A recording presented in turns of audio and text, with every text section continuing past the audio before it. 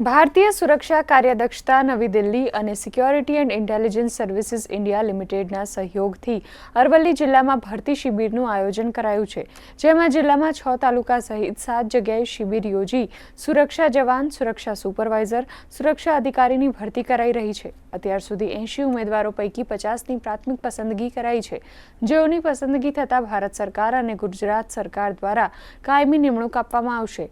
સાથે જ આ નોકરીમાં પગાર વધારો, પ્રમોશન, પીએફ, ઈએસઆઈ મેડિકલ સુવિધાઓ અને ગ્રેજ્યુએટી જેવી સુવિધાઓ પણ પૂરી પાડવામાં આવે છે। અરવલ્લી મોડાસા જિલ્લામાં ભરતીનું આયોજન કરવામાં આવેલું છે, જે સુરક્ષા સુપરવાઇઝર, સુરક્ષા જવાન અને જીટીયુ અધિકારીની જે ભરતી થવા જઈ રહેલ છે, જેમાં ભિલોડા અને ધનસુરામાંથી 50થી વધુ છોકરાઓ સિલેક્ટ કરવામાં આવ્યા છે। શામળાજી અને તે પછી 31 સાથે માલપુરમાં, 1 આંઠે બાયડ અને 2 આંઠે મોડાસામાં અને 4 આંઠે મેઘરજમાં જે તમામ ભરતીના સ્થળો હાઈસ્કૂલમાં અને સ્કૂલોમાં રાખવામાં આવેલું છે।